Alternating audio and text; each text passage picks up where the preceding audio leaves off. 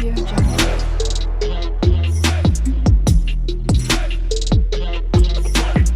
Audio Jungle. দিনটা সকাল থেকেই মেঘলা। দুপুরের দিকে বেশ এক পশলা বৃষ্টিও হয়ে গেল। তারপর আর বৃষ্টি নেই বটে, কিন্তু আকাশ থমথম করছে কালো মেঘে। জোলো বাতাস দিচ্ছে। এমন দিনে মনে হয় কি করি ভাব। দু একখানা বিলিতি ম্যাগাজিন বন্ধুদের কাছ থেকে চেয়ে এনে পরে পড়বো বলে জমিয়ে রেখেছিলাম। এখন সেগুলো উল্টে পাল্টে দেখলাম বাদলার দিনের মেজাজের সঙ্গে ঠিক খাপ খাচ্ছে না। কি করা যায়? স্ত্রীর সঙ্গে বসে গল্প করবো? না, 7 বছর বিয়ে হয়ে যাওয়ার পর আর বাদলার দিনে খোলা জানালার ধারে স্ত্রীকে নিয়ে কাব্য চলে না। যতই নিষ্ঠুর শোনার, কথাটা কিন্তু সত্যি। মহাকালে নির্মমতা বা অতীত সুখের দিন সম্বন্ধে বিমর্ষভাবে চিন্তা করছি, এমন সময় দরজার কড়া নড়ে উঠল। উঠে গিয়ে দরজা খুলে দেখি কিশোরী সেন। ভিতরে ঢুকে কাদামাখা রাবারের পাম্প ছাড়তে ছাড়তে সে হেসে বলল, এই বর্ষার দিনে বাড়ি বসে কী করছো? বললুম, যে অশ্ব নেই তার তৃণ সংগ্রহ করছিলাম। খুব ভালো হয়েছে তুমি এসেছো, একেবারে মিউনে দিন না? কিশোরী বললে, আর বসে কাজ নেই, একটা জামা টামা যা হোক কিছু গলিয়ে নাও, চলো তারানাথ জ্যোতিষীর বাড়ি ঘুরে আসি। আর কিছু না হোক 2-1টা আজব গল্প তো শোনা যাবে। এমন দিনই তো উদ্ভট গল্প জমে। তারানাথের কথা আমার যে কেন আগেই মনে পড়েনি তা ভেবে অবাক লাগলো। বললুম, বসো, ধুতিটা বদলে নি। পথে বেরিয়ে পড়লুম। ট্রামে উঠে কাজ নেই, মাসের শেষ, সেই 8 পয়সা নিয়ে বরং সিগারেট কেনা যাবে। হেঁটে বেড়ে দিই, চলো, এইটুকু তো পথ। কিশোরীও মাসের শেষ 8 পয়সা পাসিং শখিনে হাঁটতে হাঁটতে দুজনে মটলেনে তারানাথের বাড়ি হাজির হলো। দরজা খুলে তারানাথের মেয়ে চারি আমাকে দেখেই বলল, কাকাবাবু, আজ আমার লেসার ডিজাইন ভুলেননি তো? রোজ রোজ আপনি ভুলে যান। আজ ভুলিনি, আগে থেকেই পকেটে রেখে দিয়েছিলাম। বের করে হাতে দিতে চারি হাসি মুখে বাড়ির ভিতরে যেতে যেতে বলল, বসুন, বাবাকে ডাকি। খবর পেয়ে তারানাথ খুব খুশি হয়ে বেরিয়ে এলো। বহুদিনের মধ্যে তারও এমন একনিষ্ঠ শ্রোতা ও ভক্ত জোটেনি। গল্পে লোক শ্রোতার মর্ম বোঝে। তক্তাপোষে বসতে বসতে তারানাথ বলল, তারপর হঠাৎ যে? বললুম, ভালো লাগছিল না বাড়ি বসে, তাই আড্ডা দিতে চলে এলুম। 2-একখানা গল্প হবে নাকি? তারানাথ স্পষ্টই খুশি হলো। বললে, বসো বসো, জমিয়ে আগে কী খাবে বলো। ও চারি, এদিকে শোন দেখি একবার। চারি এসে দাঁড়াতে তারানাথ বলল, যা দেখি চট করে তেল নুন কাঁচা লঙ্কা দিয়ে মুড়ি মেখে নিয়ে আয়, পরে চা দিবি।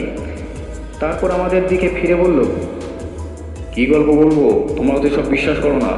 কিশোরী বললে, অমনি বললেন বিশ্বাস করি না। বিশ্বাস যদি নাই করবো, তাহলে এই পাতলা এতখানি পথ থেকে এলাম কী করতে?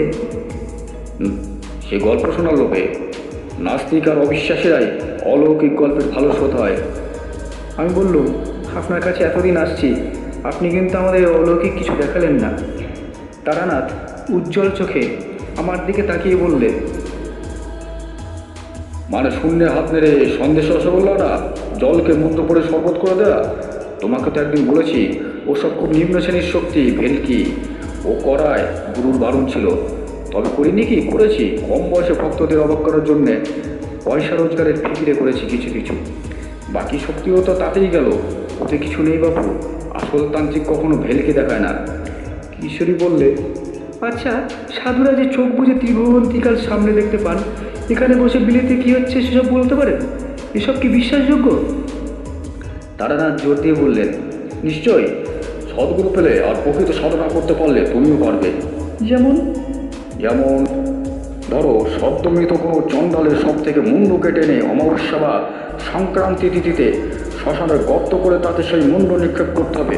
পরে গভীর রাতে সেই গর্তের উপর পদ্মাসনে বসে মাথার উপরে মরা দাঁড় কাকের বাঁদিকের ডানা রেখে 1 লক্ষ বার বীজ মন্ত্র জপ করলে তুমিও সর্বজ্ঞ হতে পারো। কিশোরী বললে, বীজ মন্ত্রটি কি? তারানাথ বললে, সেটা বলা যাবে না। তন্ত্রে অদীক্ষিত লোকের কাছে সাধনার গুহ্য মন্ত্র বলা নিষেধ। বীজ মন্ত্রই আসল কিনা? চারি তেলে জবজবে করে মুড়ি মেখে নিয়ে এলো। খেতে খেতে বললুম, আপনি কখনো সত্যিকারের কাপালিক দেখেছেন? কিশোরী জিজ্ঞাসা করলে, তান্ত্রিক আর কাপালিকে পার্থক্য আছে নাকি কিছু? তারানাথ বললে, পার্থক্য আছে, তবে সেসব তোমাদের বোঝানো কঠিন। জেনেও তোমাদের কোনো কাজ নেই। হ্যাঁ, কাপালিক দেখেছি কিছু, কিন্তু একবারের স্মৃতি কখনো ভুলতে পারবো না। তারানাথ একটু অন্যমনস্ক হয়ে চুপ করে গেল। বললুম না সে গল্প, বেশ লাগবে শুনতে। বলছি এখন, তোমরা আগে খেয়ে নাও। সে এক ভয়াবহ কাহিনী হে, অনেক দিন বাদে মনে পড়ে গেল। এখনো মনে হলে গায়ে কাঁটা দেয়। আমি বললুম, এ ঘটনা কি এই মধুসুন্দরী দেবীর আবির্ভাবের আগে? বটেই, আমার ভবঘুরে জীবনের একেবারে প্রথম দিকে ঘটেছিল। তখন আমি বীরভূমের মাতৃ পাগলিকে দেখিনি। চা এনেছিস? তা খেয়ে তপ্ত বসে নাও, চা খাও। আমরা চায়ে চুমুক দিলাম।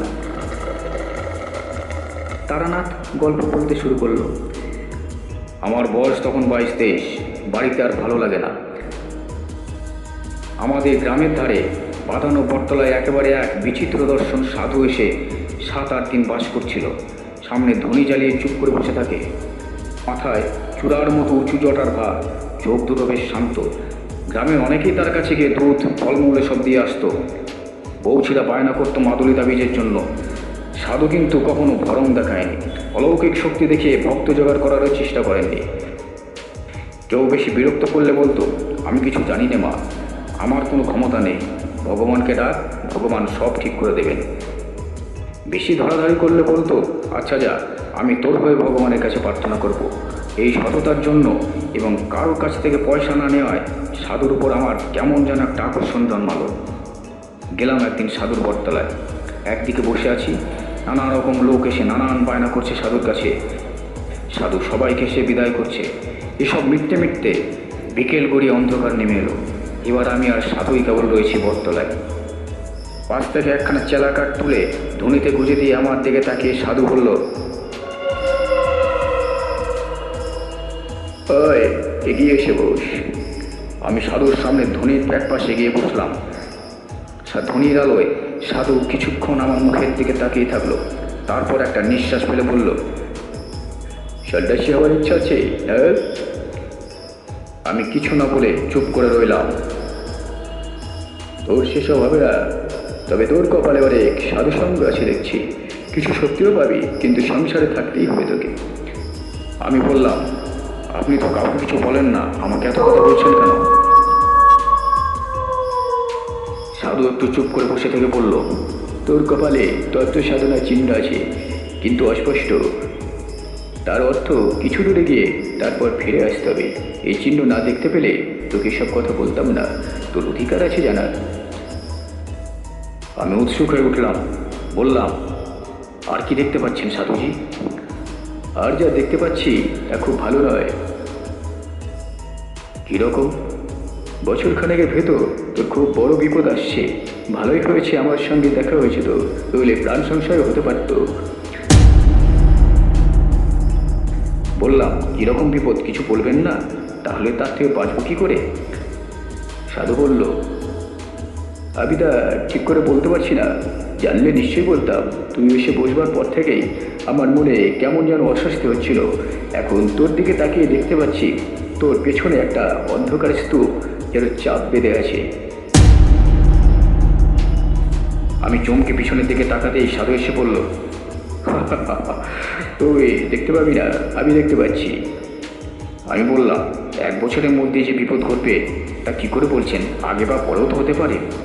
ওটা আমার অভিজ্ঞতা থেকে বলছি, বোধহয় ভুল করিনি। চুপ করে বসে রইলাম। কেউ যদি জানতে পারে তার পিছনে একটা অদৃশ্য চাপ বাধা অন্ধকার ঘুরছে, তাহলে তার ভালো লাগার কথা নয়। তারপর নির্জন জায়গা, গ্রামের বাইরের দিকে বট গাছটা, ধ্বনিতে পটপট করে কাঠের গাঁট পোড়ানোর শব্দ হচ্ছে। সাধু আর আমি ছাড়া কোনো দিকে আর কেউ নেই। সাধু বলল, তোকে আমি একটা জিনিস শিখিয়ে দিয়ে যাচ্ছি, ভালো করে শিখে রাখ। যদি কোনো দিন কখনো বিপদ আসছে বলে মনে হয়, কি কোনো অস্বস্তি বোধ করিস, তাহলে এই প্রক্রিয়াটি করবি। যতই বিপদ আসুক, প্রাণটা বেঁচে যাবে। বললাম, কী প্রক্রিয়া সাধুজি? সাধু বলল, রে ভালো করে দেখ, আর এই মন্ত্রটা মুখস্থ করে দে। একে বলে গাত্রবন্ধন। শিখতে বেশিক্ষণ লাগলো না। বললাম, কিন্তু বিপদ যে আসছে তা বুঝতে পারবো কী করে? সাধু একটু হাসলো, তারপর বলল, তুই ঠিক বুঝতে পারবি। তোর কপালে তন্ত্র সাধনার চিহ্ন আছে বললাম না? সময় হলে আমার মতো মনের মধ্যে বিপদের ঘণ্টা বেজে উঠবে। আমি যেমন আজ তোর বিপদ বুঝতে পারলাম, বললাম, কিন্তু আমি তো পারিনি। আজ থেকে তোকে কিছুটা শক্তি দিলাম, যা ভালো মন্দ যাই আসুক তুই আগে থেকে আন্দাজ করতে পারবি। আমি হাত জোর করে বললাম, আমাকে আপনার শিষ্য করে নিন, আমি দীক্ষা নেব আপনার কাছে। সাধু ভ্রু কুচকে বলল, ওসব হবিটাবে না, আমি কাউকে শিষ্য করি না, আবদার করছি না, যা কেটে বল। আবার কবে দেখা পাবো আপনার? এমনিতে দেখা পাবি না, তবে যদি সত্যি কখনো তোর প্রাণ সংশয় ঘটে তাহলে তোকে সাবধান করে দেব। তারপরে একটা আত্মরা কাঠ তুলে নিয়ে ধুই কুচিয়ে দিয়ে দিতে বলল, যা যা ভাগপালা। বাড়ি ফিরে এলাম। পরদিনই সেই সাধু আস্তানা ভেঙে কোথায় চলে গেল কে জানে। পরদিন বিকেলে পরতলায় গিয়ে দেখি শুধু নিভে যাওয়া ধনির ছাই আর কতগুলো আধপোড়া কাঠ পড়ে আছে। মাঝখানে কাটলো, কিছুই যেন আর ভালো লাগে না। কেবলই বাড়ির বের হয়ে পড়তে ইচ্ছে করে। পথ যেন দারুণ আকর্ষণা টানছে। কেবল যে ধর্মের স্পৃহা তাই নয়, একটা ভগ্ন মেয়ে পেয়ে বসলো। আরও কিছুদিন এভাবে কাটাবার পর একদিন সত্যিই কয়েকটা জামা কাপড় আর 10টা টাকা নিয়ে বেরিয়ে পড়লাম। বাড়ির লোক খোঁজাখুঁজি করবে এবং সন্ধান পেলে ধরে নিয়ে যাবে বাড়িতে। এই জন্য সারাদিনই প্রায় হাঁটতাম, যতটা দূরে গিয়ে পড়া যায়। রাত্রিরে আশ্রয় নিতাম কোনো গৃহস্থের বাড়িতে। তখনকার লোকজন ছিল ভালো, অভাব ছিল না। গোলা ভর্তি ধান, পুকুর ভর্তি মাছ, নিজের গরুর দুধ। অতিথিকে যত্ন করতে সে যুগের লোক ত্রুটি করতো না। অব্রাহ্মণ গৃহস্বামী হলে গোয়াল ঘরের এক পাশে পরিষ্কার করে রান্নার আয়োজন করে দিত, সেখানে বসে রাখতাম। তার আবার অপেক্ষা করতো ব্রাহ্মণের প্রসাদ পাবার। কিশোরী প্রশ্ন করল, জিনিসপত্রের দাম তখন কীরকম ছিল? তারানাথ বলল, গায়ের দিকে বেশিরভাগ জিনিসই কিনে খেতে হতো না, সবই তো গ্রামেই উৎপন্ন হতো। তবে হ্যাঁ, মনে আছে একবার আমি আর আমার বন্ধু হরমোহন মাংস খাওয়ার শখ হয় পাশের গ্রাম থেকে 10 আনা দিয়ে একটা পাঁঠা কিনে নিয়ে দুজনে রান্না করে খেয়েছিলাম। তাও হরমোহন বারবার বলছিল আমরা ঠকেছি, আর একটু দরাদরি করলে 8 আনার ভেতরেই হয়ে যেত। আমি অবাক হয়ে বললাম, 10 আনায় একটা আস্ত পাঁঠা? বটেই, সেসব সস্তা গন্ডার বাজার তোমরা কল্পনাও করতে পারবে না। দুজনে মিলে গোটা পাঁঠাটা খেয়ে ফেললেন? তা পারবো না কেন, গায়ের ছেলে। আমাদেরও খিদে ছিল, আর অম্বলের ব্যামোও তো ভুগতাম না। আমার খাওয়ার কথা আর কি শুনছো? আমার বাবা খাইয়ে হিসেবে 10 টাকার নাম ডাকছিল। সে গল্পও বলবো পরে একদিন। কিশোরী বলল, হ্যাঁ, যে গল্প হচ্ছিল সেটাও। তারানাথ বলতে শুরু করলো, এভাবে কিছুদিন ঘুরে বেরিয়ে বিরক্তি ধরে গেল। রোজ রোজ অকারণে পথ হাঁটা, লোকের বাড়িতে আশ্রয় নেওয়া, তাদের দাক্ষিণে ভালো খাওয়া। শুধু খাওয়ার জন্যে কি বাড়ি থেকে বেরিয়েছি? বাড়িতে কি আমার ভাতের অভাব ছিল? কিন্তু যা চাই তা পাই কই। যাই হোক, পথের ক্লান্ত অবস্থায় একদিন সন্ধ্যাবেলা এক গ্রামে এসে পৌঁছালাম। গ্রামটায় ঘনবসতি নেই, একটু ছাড়া ছাড়া বাড়িঘর, আম জাম বাঁশবাগানে ভরা। একটা বড় আম বাগানের পাশে কাদের বেশ সুন্দর বাড়ি থেকে সেখানেই আশ্রয় নেব ভাবলাম। সুন্দর বলতে পাকা বাড়ি নয়, পুরো চালের বড় বড় 8-10খানা ঘর, মাঝখানে উঠোনটাকে ঘিরে বিরাট উঠোনে ধানের গোলা। এক পাশে গোয়ালে কখানা গরু সাজালের ধোঁয়ার মধ্যে বসে বসে জাবর কাটছে। আমি উঠোনে পা দেওয়ার সঙ্গে সঙ্গে বাড়ির মধ্যে শাঁখে ফু পড়ল। সব মিলিয়ে সম্পূর্ণ গৃহস্থের লক্ষণ ফুটে বেরোচ্ছে। উঠোনে দাঁড়িয়ে এদিক ওদিক তাকাচ্ছি। একজন কালো মতো মধ্যবয়স্ক লোক এগিয়ে এসে বলল, কি চাই? আমি বললাম, আমি বিদেশি লোক, রাত্রিটা একটু থাকবার সুবিধা হবে কি? আপনারা? ব্রাহ্মণ। আসুন আসুন। ব্যস্ত হয়ে আমাকে দাওয়ায় বসালো, পা ধোয়ার জল দিল। তার নাম মাধব ঘোষ, সেই বাড়ির মালিক। চাষবাস আছে প্রায় 50 বিঘের। মাধব লোক বেশ ভালো। আমাকে রান্নার ব্যবস্থা করে দিয়ে সে ঠায় বসে রইল সামনে, বসে গল্প করে। আর একটু বাদে বাদে হুকুটাকে এগিয়ে দিয়ে বলে, সাজুন সাজুন, ব্রাহ্মণের প্রসাদ পাবো। কথায় কথা আমি বললাম, আমাদের বাংলাদেশের আতিথেয়তা বড় সুন্দর না? এই যে তুমি আমাকে এত যত্ন করছো, এতে তোমার লাভ কি? জিভ কেটে মাধব বলল, আগে ও কথা বলবেন না। ব্রাহ্মণ দেবতার হাঁড়িতে 2টি চাল দিতে পারছি, সে তো আমার সৌভাগ্য। তবে কথা কি জানেন, সব অতিথি তো আবার সমান হয় না। এই তো দিন 7 আগে আমাদের বাড়িতে সে এক কাণ্ড। ধোয়া সুগন্ধি আতপ চাল হাড়িতে ছেড়ে দিয়ে তার দিকে তাকিয়ে বললাম, কেন, কি হয়েছিল, চুরি টুরি নাকি? তাহলে তো বরং ভালো ছিল। শুনুন না কাণ্ড। এই ঠিক গেল সোমবার বিকেলের দিকে এক লাল কাপড় পরা সন্ন্যাসী এসে বলল, তোমার এখানে থাকবো। আমার সাদা মনে কাদা নেই, বললুম থাকুন। গোয়াল ঘরে রান্নার ব্যবস্থা করে দিলুম। দিব্যি চেহারা তার, ফর্সা রং, এই মোটা বইতের গোছা, দেখে কিছু বোঝবার ভয় নেই। বিশেষিত কলকেটি উপর করে তামাকের গুল ছেড়ে কলকেটি এক পাশে রেখে মাধব বলল, সে রাত্রিতে কিছু হলো না। পরের দিন সকালে সন্ন্যাসী যাওয়ার সময় আমাকে বললে, কাল যে মেয়েটি রান্নার জিনিসপত্র এগিয়ে দিচ্ছিল সে তোমার কে হয়? আমি বললাম, আমার মেয়ে। কেন বলুন তো? তারপর আর কি বলবো আপনাকে, সন্ন্যাসী যা বললো তা শুনে তো নিমেষে আমার মাথায় রক্ত উঠে গেছে। বলে কি, তোমার ওই মেয়েটিকে আমায় দাও, আমি ভৈরবী করব, ওর শরীরে ভৈরবীর চিহ্ন রয়েছে। আমি অবাক হয়ে বললাম, তারপর? আমার চেঁচামেচিতে পাড়ার লোক জড়ো হয়ে গেল। বললুম, যাও ঠাকুর, ব্রাহ্মণ বলে শুধু পার পেয়ে গেলে, নইলে মাধব ঘোষের মেয়ের দিকে নজর দিয়ে এই গ্রাম থেকে আর বেরোতে হতো না। সন্ন্যাসী আমার দিকে কটমট করে তাকিয়ে যাওয়ার সময় বলে গেল, কাজটা ভালো করলি না, তোর মেয়ের উদ্ধার হয়ে যেত, প্রতিফল হাতে হাতে পাবি। আমি অবাক হয়ে শুনছিলাম। বললাম, বলো কি হে, এ তো সাংঘাতিক ব্যাপার, লোকটা আর আসেনি তো? মাধব ঘোষ এসে বলল, আর তার আসতে সাহস হবে না, সন্ন্যাসী হলো, প্রাণের মায়া তো আছে। মাধব ঘোষের যত্নে সত্যি তুলনা নেই।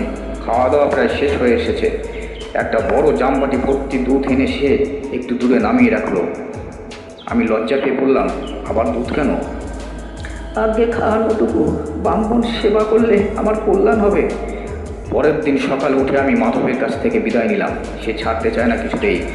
আমি প্রায় জোর করে চলে এলাম বলা যায়, কারণ আগেই বলেছি আমি দুটো ভাতের জন্য পথে বের হইনি।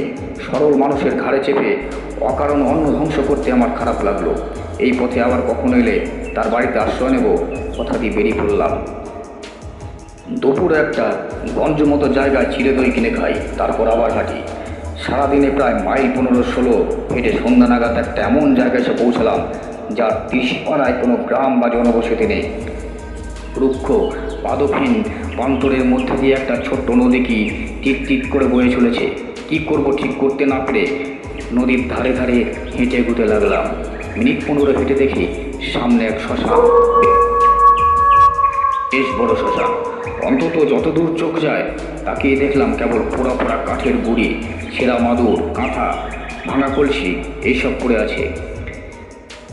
কিছুই বললে, ওই নির্জন শ্মশানে সন্ধ্যেবেলায় আপনার ভয় করলো না? না, ভয় করবে কেন? শ্মশান অতি পবিত্র স্থান। সেখানে মানুষের সমস্ত পাপ শেষবারের মতো মুছে যায়। তার ঊর্ধ্বলোকে স্থানের পথ সুগম হয়। শ্মশানে ভয় কিসে? যাই হোক, দাঁড়িয়ে চারদিকে তাকিয়ে দেখছি, হঠাৎ গম্ভীর ভারী গলায় পিছন থেকে কে যেন বদলে উঠল, এখনো কি চাই? কি ভয়ানক গলার স্বর! লোহার ড্রামে পাথরকুচি ঢাললে এমন শব্দ হতে পারে। চমকে পেছনে তাকিয়ে দেখি একজন সাধু দাঁড়িয়ে, মাথায় পাকা তেঁতুলের মতো অজস্র জট, মুখময় অযত্ন বর্ধিত দাড়ি গোফের জঙ্গল, লম্বায় আমার মাথা ছাড়িয়ে আরও এক হাত, পরনে রক্তাম্বর, পায়ে বাউল দেয়া কাঠের পুরু খড়ম। কর এখানে! সাধুকে প্রণাম করে বিনীতভাবে জানালাম আমার বিশেষ কোনো দরকার নেই। পথ হাঁটতে হাঁটতে এসে পৌঁছেছি এই মাত্র। কোথাও যাওয়া হবে? কোথাও না। মনে ঠিক নেই। সাধু কি বুঝলে জানি না, কিছুক্ষণ আমার মুখের দিকে তাকিয়ে স্থির হয়ে তাকিয়ে থাকলো। তারপর তার দাড়ির জঙ্গলে খুব সূক্ষ্ম একটা হাসি রেখা ফুটে উঠল। সে বলল, আয় আমার সঙ্গে। সেই ঘনায়মান অন্ধকারে আমি সাধুর পেছনে চললাম। বেশ খানিকটা হাঁটবার পর দেখি একটা গাব বা ওই জাতীয় কোনো গাছের নিচে সাধু মরার মাদুর, কাঁথা ইত্যাদি টাঙিয়ে বেশ ঝুপড়ি মতো বানিয়েছে। বললাম, আপনি এখানে থাকেন? করো, অসুবিধাটা কি? সাধুর কথাবার্তা যেন কেমন কেমন। আমি বললাম, না অসুবিধা আর কি, তাই বলছি। সাধু আমাকে ঝুপড়ির বাইরে বসতে বলে নিজে ভেতরে ঢুকলো। বেরিয়ে এলো দুটো পাকা কলা হাতে নিয়ে, বলল, ওই নাও খাও। নিলাম। কি উদ্দেশ্যে বেরোনো হয়েছে বাড়ি থেকে? সাধু হওয়ার ইচ্ছে নাকি? আমি উত্তর না দিয়ে কলা হাতে চুপ করে বসে রইলাম। তুই আমার কাছে থেকে যা, আমি তোকে চেলা করে নেবো, থাকবি? তারপর সাধু একটা কথা বলল, যা আমাকে আমাদের গ্রামের বটতলার সেই সাধুও বলেছিল। বলল, তোর কপালে তন্ত্র সাধনার চিহ্ন আছে, থেকে যা তুই আমার কাছে। আমি একটু ফাঁপড়ে পড়লাম। এই সাধুকে দেখে আমার তেমন ভক্তির উদয় হয়নি, বরং কেমন একটা অস্বস্তি হচ্ছে। এত সহজে নিজে থেকে চেলা করে নিতে চাইলো দেখে সে ভাব পেরেছে বই কমেনি। ভালো সাধু কখনো কথায় কথায় শিষ্য করে বেড়ায় না। অবশ্য আমার চিন্তা কি, থাকি কদিন, ভালো না লাগলে কেটে পড়ার বাধা কোথায়? সাধু সঙ্গের জন্যই তো বেরিয়েছি, বাজিয়ে দেখতে দোষ কোথায়? বললাম, থাকবো। বেশ, আমি একটা বিশেষ সাধনা করছি, সেটা কদিনের মধ্যে শেষ হয়ে যাবে, তারপর তোকে দীক্ষা দেব। কি সাধনা? সে আছে, সময় হলেই জানাবো। তাছাড়া তোর সাহায্য আমার দরকার হতে পারে। থেকে গেলাম সাধুর কাছে। 2-4 দিন কেটে গেল। সাধু আমাকে একলা ফেলে রেখে সারাদিন কোথায় কোথায় ঘুরে কী সব সংগ্রহ করে আনে, বোধহয় নিজের সাধনার জিনিসপত্র। রাত্রিরে বসে অনেকক্ষণ ধরে পূজার চার জপ করে। সেই সময়টা আমি একটু দূরে কাঠকুটো দিয়ে আগুন জ্বেলে মাটির হাঁড়িতে ভাত রান্না করি। অনেক রাত্রিতে খাওয়া হয়। ক্রমে সাধুর কাণ্ড কারখানা দেখে আমার মনে দৃঢ় বিশ্বাস হলো, সাধু একজন কাপালি। একদিন একটা মরা চড়ুই পাখি কোথা থেকে ঠ্যাং ধরে ঝুলিয়ে এনে হাজির। ক্রমে সাধুর কাণ্ড কারখানা দেখে আমার মনে দৃঢ় বিশ্বাস হলো, সাধু একজন কাপালি। একদিন একটা মরা চড়ুই পাখি কোথা থেকে ঠ্যাং ধরে ঝুলিয়ে এনে হাজির। ঝুপড়ি থেকে ছুরিয়ে এনে চড়ুইটার পেট চিরে নাড়ি ফুড়ি বের করলো সাধু। তারপর কি একটা জিনিস আমাকে না দেখিয়ে টুক করে ভরে দিল পাখিটার পেটে। আবার ঝুপড়িতে ঢুকে দুখানা একই মাপের বাঁশি সরা এনে একটায় মরা পাখিটা রেখে অন্যটা দিয়ে চাপা দিয়ে দিল। তারপর একটু আঠা মেখে সেই আটা দিয়ে দুটো সরাই মুখে মুখে জুড়ে দিল।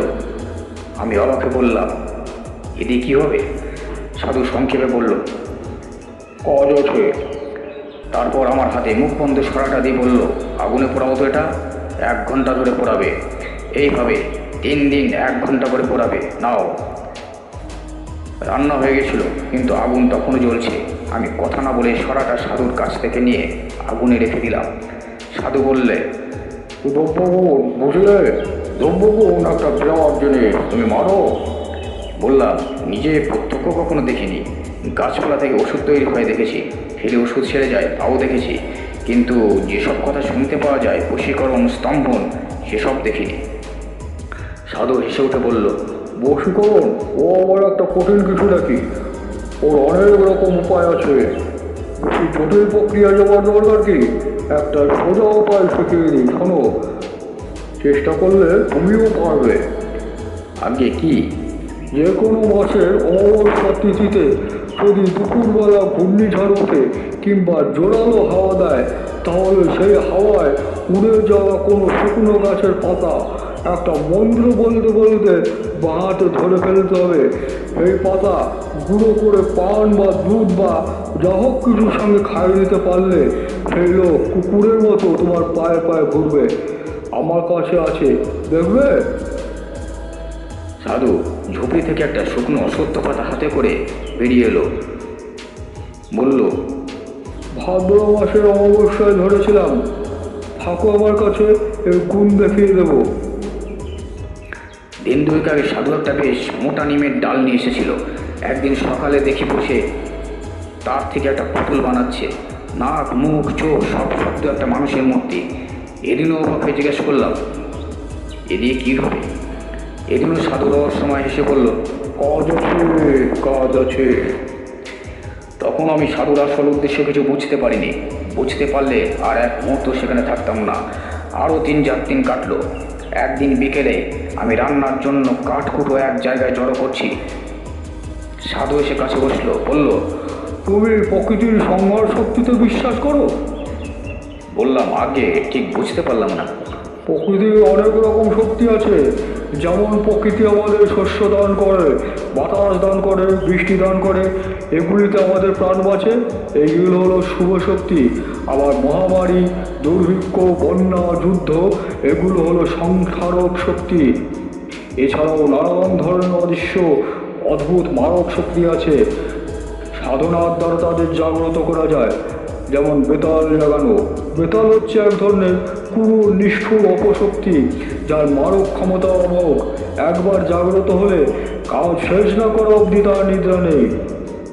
আমার গা শিরশির করছিল। বললাম, আর যদি এই কাজ শেষ না করতে পারে, যদি বাধা পায়? সন্ন্যাসীর চোখ জ্বলে উঠল। বলল, বেতালকে বাধা দেওয়া খুব কঠিন, প্রায় অসম্ভব। কিন্তু বাধা পেলে যদি সে ফিরে এসে যে তাকে জাগিয়েছে তাকেই হত্যা করে। এসব আগুন নিয়ে খেলা। সাধু একটু চুপ করে থেকে বলল, আজ রাত্রিরে তোমাকে বোতল জাগানোর পদ্ধতি দেখাবো। তুমি ভয় পাবে না তো? প্রথমে ভাবলাম, বলি হ্যাঁ, তারপর জিনিসপত্র পোঁটলা করে পালাই। কিন্তু এমন একটা আকর্ষণ হলো, বললাম, না, আপনি কি এরই সাধনা করছিলেন? সন্ন্যাসী হেসে বললেন, তাই সেদিন রাত্রি যখন গভীর, সাধু তার ক্রিয়াকর্ম শুরু করলো। জবা ফুলের মালা, রক্তচন্দন, এসব আগে থেকেই জোগাড় করা ছিল। সাধু সেই নিম কাঠের পুতুলটা এনে তাতে বেশ করে তেল সিঁদুর মাখালো। তারপর সেটাকে কোমর অবধি মাটিতে পুঁতল। তারপর তার চারদিকে বেড়ার মতো করে মাটিতে রেখে দিল একটা জবা ফুলের মালা। পদ্মাসনে বসে বিড় করে কি মন্ত্র পড়তে পড়তে পুতুলটায় চন্দনের ছিটে দিতে লাগলো। এসব হলে ঝোলা থেকে বের করলো একটা মদের বোতল। সাধুর ঝুঁকিতে একটা মরার খুলি ছিল, আগেই দেখেছি। সেটাতে খানিকটা মদ ঢেলে সাধু আমার দিকে তাকিয়ে বলল, সেই বন্ধ সরাটা কই? আমি সরা এনে দিলাম। সাধু আটাগুলো নখ দিয়ে খুট খুট করে তুলে সরাটা খুলল। দেখলাম 3 দিনে পোড়ানোতে ভেতরের পাখিটা একদম ছাই হয়ে গিয়েছে। সেই ছাই এক চিমটি নিয়ে মদে মেশালো সাধু। তারপর ঢক করে মদটা গলায় ঢেলে দিল। খাওয়ার পরে সাধুর আশ্চর্য পরিবর্তন দেখলাম। সাধুর চোখ দুটো ছোট ছোট করে কোটরে গিয়ে যেন দু টুকরো কয়লার মতো জ্বলতে লাগলো। আমার দিকে ফিরে সাধু বলল, শুকনো কাঠ দিয়ে একটা ধুনি করো। করলাম। ধনী বেশ জ্বলে উঠতে সাধু রক্ত চন্দন দিয়ে ধনী পুজো করলো। তারপর তামার কষায় ঘি, একটা জবা ফুল, আরও ঘি যেন মিশিয়ে মন্ত্র করে আগুনে আহুতি দিল। সঙ্গে সঙ্গে একটা বিকট পোড়াগন্ধে পড়ে গেল চারিদিকে। সাধু বিকৃত গলায় বলে হেসে উঠল। আর আমার মনে হলো সেই ধোঁয়ার অন্ধকারের ভিতরে ধনির মধ্যে থেকে একটা যেন জমাট অন্ধকার দিয়ে তৈরি মূর্তি উঠে বাতাসে ভর করে ভেসে কোথায় মিলিয়ে গেল। আমি অবাক হয়ে সেদিকে তাকিয়ে রইলাম। মূর্তিটাকে খুব পরিষ্কারভাবে যে দেখেছিলাম তা বলতে পারি না, তবে যেটুকু দেখতে পেয়েছিলাম তাতেই বুক ঠান্ডা হয়ে আসে। বিশাল স্থূল রাত্রির অন্ধকার দিয়ে যেন তৈরি একটা অপছায়া। সাধু বলল, দেখলে ওই বেতাল? আমি বললাম, কোথায় গেল? এদিকে সরে এসো। আমি আসল কথাটা এখনো বলিনি, আজ বলি। আজ থেকে 15-20 দিন আগে এখান থেকে মাইল 20 দূরে এক গ্রামে আমি মাধব ঘোষ বলে একজন লোকের বাড়িতে রাত্রিরে অতিথ্য গ্রহণ করি। আমার মাথায় বিদ্যুৎ খেলে গেল। মাধব ঘোষ, তাহলে এই কাপালি কি সেদিন মাধব ঘোষের বাড়িতে হাঙ্গামা করেছিল? বটে, সাধু বলে চলেছে। সেই মাধব ঘোষের বড় মেয়েটির দেহে প্রকৃত সাধন সঙ্গিনী হবার উপযুক্ত সমস্ত লক্ষণ বর্তমান ছিল। আমার বর্তমানে কোনো ভৈরবী নেই। আমি পরদিন সকালে সাধনার জন্য মেয়েটিকে চাইলাম। মাধব তো দিলই না, উপরন্তু আমাকে অকথ্য অপমান করে বাড়ি থেকে তাড়িয়ে দিল। সে অপমান আমার বুকে কাটার মতো বিঁধে আছে। বেরিয়ে আসবার সময় মাধব আমার ঘাড়ে হাত দিয়ে একটা ধাক্কাও দিয়েছিল। আমার গায়ে হাত? আচ্ছা মাধব ঘোষ, এইবার দেখবো তোমাকে। আমি ভয় পেয়ে বললাম, কি করবেন আপনি? করবো কি, করেছি। এই যে বেতাল জাগিয়ে পাঠালাম, কোথায় গেল সে? পাঠালাম ওই মাধব ঘোষের বাড়ি। এইবার সেই বুঝবে কাকে সে অপমান করেছিল। কি হবে মাধব ঘোষের? আজ আজ তার নিজের ক্ষতি হবে না, আজ তার বাড়িতে একটা কিছু করে আসবে বেতাল। এক পক্ষ ধরে আমি বেতাল মন্ত্র জপ করে আজ আহুতি দিয়েছি। কাল অমাবস্যা, কাল পুণ্যাহুতি দেব হোম করে। ওই যে নিম কাঠের পুতুল দেখেছ, ওটা হচ্ছে মাধব ঘোষের প্রতিমূর্তি। ওই পুতুলে কাল প্রাণ প্রতিষ্ঠা করে বেতালকে চিনিয়ে দেব।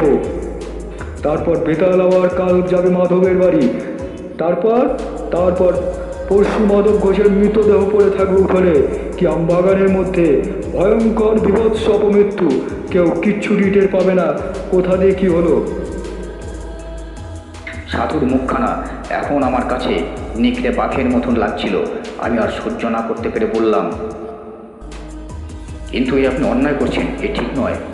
সাধুর চোখ আবার ধপ করে জ্বলে উঠল। পৈশাচিক ক্রোধে মুখ বিকৃত করে সে আমার দিকে তাকিয়ে বলল, কি বলতে চাস তুই? আমি অন্যায় করছি? আমার যেন কেমন সাহস এসে গেল। বললাম, নিশ্চয়ই অন্যায়। আপনি এই কুকর্মে লিপ্ত আছে জানলে আমি একদিনও থাকতাম না এখানে। প্রতিহিংসা সাধনের জন্য নরহত্যা মহা অধর্ম। মূর্খ, কপালিকের সঙ্গে প্রতিহিংসা সাধন অধর্ম নয়, তুই তার কি বুঝবি? থামুন, আপনার মতো নরকে কৃমি কীটের কাছে আর নয়। আমি চললাম, আপনি থাকুন আপনার কুৎসিত সাধনা নিয়ে। হনন করে হেঁটে সেই রাত্রিতেই রওনা দিলাম শ্মশান থেকে। পেছনের সাধু ডেকে বলল, যাচ্ছিস যা, কিন্তু শুনে যা, আজ পর্যন্ত কেউ আমাকে অপমান করে বেশি দিন পৃথিবীর আলো দেখেনি, মনে রাখিস।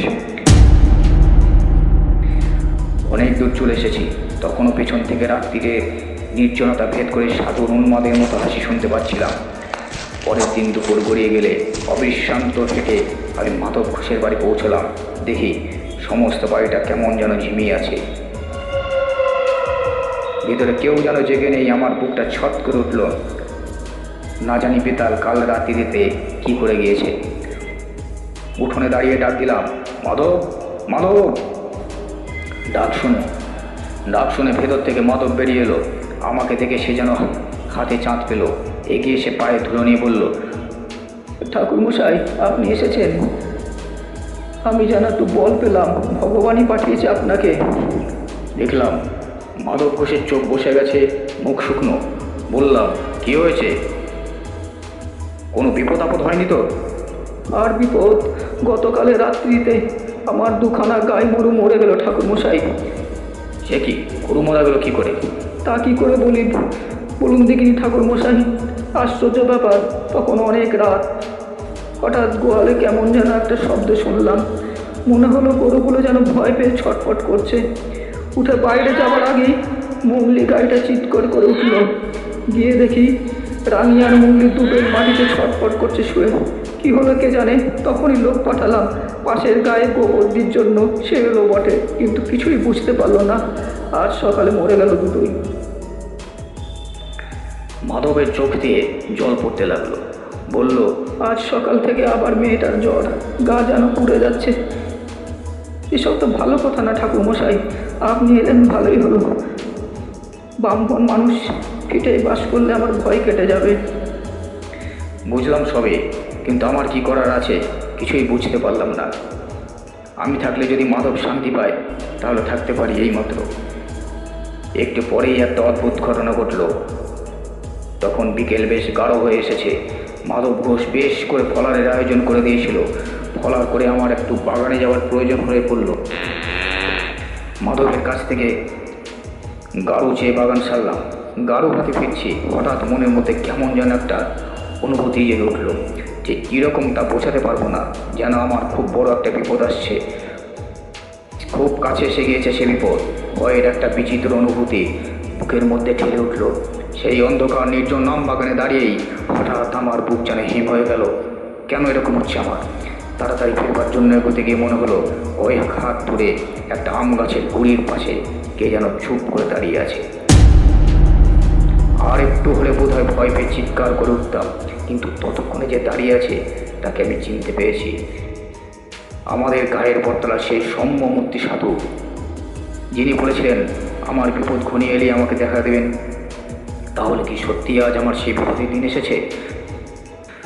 দূর থেকে আমি সাধুকে প্রণাম করলাম। সাধু এসে হাত তুলে আশীর্বাদ করলেন। তারপর হঠাৎ কোথায় সাধু, কোথায় কি, কেউ নেই কোথাও। আমি একা অন্ধকারে কারো হতে দাঁড়িয়ে ফিরে এসে মাধব ঘোষকে ডাকলাম, বললাম, দেখো আজ তোমার আমার দুজনেরই খুব বিপদ। কী বিপদ তা আমি তোমাকে বলবো না, তোমার জেনেও কাজ নেই। মোট কথা, আজ আর তুমি বা তোমার বাড়ির কেউ বাড়ির জগদ্দির বাইরে পা দেবে না। চুপ করে বাড়িতে বসে ভগবানের নাম করো, আর আমাকে এক ঘটি জল এনে দাও তো। মাধবের মুখ শুকিয়ে আরও ছোট হয়ে গেল। দৌড়ে এক ঘটি জল নিয়ে এলো সে। আমি সাধুর দেয়া গাত্রবন্ধনের মন্ত্র দিয়ে জলটা শোধন করে বাড়ির চারদিকে ঘুরে ছিটিয়ে গণ্ডি কেটে দিলাম। আমি বুঝতে পেরেছিলাম বিপদ শুধু আমার আর মাধবের। কাপালি কামাকেও ছাড়বে না। আজ অমাবস্যা, আজই সে আমাদের দুজনকে বেতাল পাঠিয়ে শেষ করবে। অন্যেরা হয়তো নিরাপদ, তবু সাবধানের মান নেই জেনে সারা বাড়ির চারদিকে গণ্ডি দিয়ে দিলাম। রাত্রিতে খাওয়া হলে আমি মাধবকে ডেকে বললাম, আমি আজ এক ঘরে থাকবো। বাড়ির সবাই শুয়েছে? আগে হ্যাঁ ঠাকুর মশাই। বেশ, এসো আমার সঙ্গে। ঘরে গিয়ে আমি মাধবকে বললাম, ওই ঘটি থেকে খানিকটা জল মাটিতে ঢালো। এই যে খাটের পায়ের কাছে, এখানটায় ঢালো। আচ্ছা, এবার ডান পায়ের বুড়ো আঙুল দিয়ে ওই জল থেকে রেখা টেনে খাটের চারদিকে একটা জলের গণ্ডি কাটো। নাও, শুরু করো। আমি তোমার সঙ্গে মন্ত্র পড়তে পড়তে ঘুরছি। তুমি গৃহস্বামী, তোমাকে করতে হবে, নইলাই আমি করেই দিতাম। সেই গণ্ডির ভেতরে খাটে উঠে আমরা দুজন বসে রইলাম। সে কি ভয়ঙ্কর রাত! আমার বুকের ভেতরে এই বিচিত্র বিপদের ঘণ্টা পিছে চলেছে। কি যেন ঘটবে, কে যেন আসছে। আমার পাশে চুপ করে বসে মাধব। ঠিক মাঝরাত পেরিয়ে যাওয়ার পর হঠাৎ যেন এক ঝলক হাওয়া বাইরের আম বাগানে কেঁপে উঠল। ঝড়ের সময় নয়, কিছু নয়, হাওয়া এলো থেকে। ক্রমে সে হাওয়া বেড়ে রীতিমতো ঝড়ে পরিণত হলো। সমস্ত আম বাগান যেন ভেঙে পড়বে। বাড়ির জানালা দরজা দরাম দরাম করে বন্ধ হতে আর খুলতে লাগলো। বাড়ির ভেতর মেয়েরা শব্দ করে কেঁদে উঠল। আমি চেঁচিয়ে পড়লাম, কেউ বাইরে আসবেন না, সব ভেতর বসুন, সব ভেতর বসুন। ঝড়ের শব্দের মধ্যে কার যেন বিভৎস হুঙ্কার। বিকৃত জান্তব গলায় কে যেন অমানসিক হুঙ্কার করছে। কে যেন ঝড়ের ছদ্মবেশে প্রাণপণ চেষ্টা করছে বাড়িতে ঢুকবার। বারবার অদৃশ্য কিসে বাধা পেয়ে এসে ফিরে যাচ্ছে। খানিকক্ষণ এরকম চলার পর হঠাৎ ঝড়টা যেন এক মুহূর্তে থেমে গেল। আবার শান্ত আমবাগান, মৃদু হাওয়ায় বাড়ির কলা গাছ পাতা নাড়ছে। যে বাড়িতে ঢোকার চেষ্টা করছিল সে যেন উদ্দেশ্য সফল হবে না বুঝে ফিরে গিয়েছে। আমার বুকের ভেতরে বিপদের ঘণ্টাও হঠাৎ থেমে গেল। মাধব ঘোষ আতঙ্কিত চোখে আমার দিকে তাকিয়েছিল। আমি বললাম, আর ভয় নেই, বেঁচে গেলাম বোধ হয়। সেদিন রাত্রিটা আমরা খাটেই বসে রইলাম। পরের দিন সকালেই খবর পেলাম মাধবের মেয়ের জ্বর নেমে গিয়েছে। আমি সকালেই বিদায় চেয়েছিলাম। মাধব ঘোষ কিছুতেই ছাড়ল না, খালি বলে, আপনার দয়াতেই রক্ষা পেলাম। বেঁধে রাখতে পারবো না জানি, তবু এ বেলাটা থেকে যেতেই হবে। থেকে ভালোই করেছিলাম, নইলে ঘটনার শেষটুকু জানতে পারতাম না। বিকেলে মাধবের কাছ থেকে বিদায় নিয়ে বেরিয়ে প্রায় মাইল খানিক চলে এসেছি। দেখি ঘোড়ায় চড়ে এক দারোগাবাবু কোথায় যেন চলেছেন। পিছনে দুজন পাগড়িওয়ালা সেপাই। আমার কাছ দিয়ে যখন তারা যাচ্ছেন, কি মনে হতে একজন সেপাইকে জিজ্ঞাসা করলাম, কোথায় যাচ্ছেন বাপু? সেপাইটা বলল, সামনের বিরামখালিতে একটা শ্মশান আছে জানেন? সেই শ্মশানে এক কাপালিক থাকতো, সে খুন হয়েছে। ধরা গলায় বললাম, খুন হয়েছে? খুন হয়েছে বোঝা গেল কি করে? মাথাটা নাকি একেবারে মুচড়ে উল্টো দিকে ঘুরেই দিয়েছে। অনেকে মিলে করেছে আর কি, একজনের কাজ না। আমি তখন সব বুঝতে পেরেছি। কাপালিকে তো বলেছিল পুতুল বাধা পেলে ফিরে গিয়ে যে জাগিয়েছে তাকেই আক্রমণ করে। কি ভয়ঙ্কর মৃত্যু! একবার তাদের সঙ্গে গিয়ে মৃতদেহটা দেখে আসবার ইচ্ছে হয়েছিল। পরে সেই ইচ্ছে দমন করি আর মনে মনে আমার গায়ে দেখা সৌম্য সাধুকে প্রণাম জানিয়ে আবার রওনা দিলাম। গল্প শেষ করে তারনাথ বললে, এরকম শুনলে? আমরা বললাম, ভালোই। পথে বেরিয়ে কিশোরীকে বললাম, বিশ্বাস হলো? সে কথার জবাব না দিয়ে কিশোরী হেসে বলল, দিনটা তো ভালোই কাটলো, তাই না?